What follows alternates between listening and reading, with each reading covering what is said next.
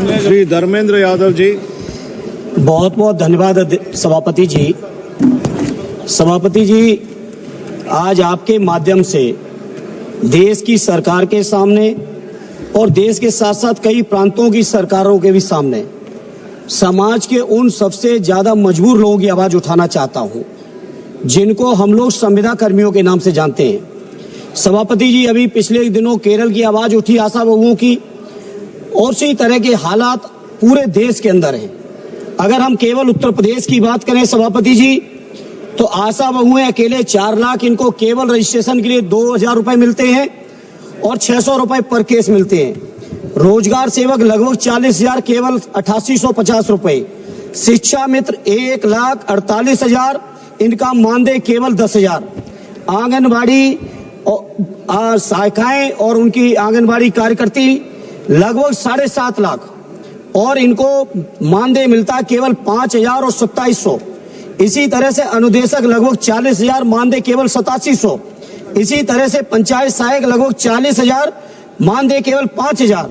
इसी तरह से रसोईया 3,76,796 और मानदेय केवल 2,000। ग्रामीण चौकीदारों की अलग समस्या। सभापति जी, मैं आपके माध्यम से केंद्र की सरकार जिसने लगातार वादे किए रोजगार देने के, लगातार भाषण चलते हैं 5वीं अर्थव्यवस्था के, आखिर ये अर्थव्यवस्था, आखिर ये इतना जो देश के अंदर संपन्नता, जो डंका बजा रहे हैं बीजेपी के लोग, जो बातें करते हैं बड़ी बड़ी, जो बातें करते हैं डबल इंजन की, जो बातें करते हैं दुनिया में सबसे बेहतर इकोनॉमी की। मैं पूछना चाहता हूं, अकेले उत्तर प्रदेश के अंदर लगभग 18 लाख कर्मचारियों का ये हाल है। अगर इसी रेशियो में देखेंगे तो पूरे देश के अंदर लगभग 1 करोड़ से भी ज्यादा कर्मचारियों की दुर्दशा है।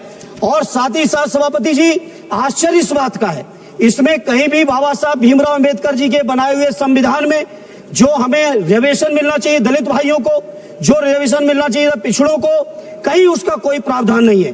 दिन नित नए षड्यंत्र, कैसे रिजर्वेशन को खत्म करें। रिजर्वेशन अगर सीधे खत्म नहीं कर पा रहे हैं तो आउटसोर्सिंग के माध्यम से खत्म कर दें। आउटसोर्सिंग कर्मचारियों का इतना शोषण हो रहा है सभापति जी कि मन चाहे एजेंसियां हायर हो रही हैं। वो एजेंसियां अगर 10,000 रुपए सरकार पेमेंट करती है तो 3,000 से ज्यादा पेमेंट कर्मचारियों तक नहीं जाता है। सभापति 1 मिनट लेंगे बस, बहुत महत्वपूर्ण सभापति जी।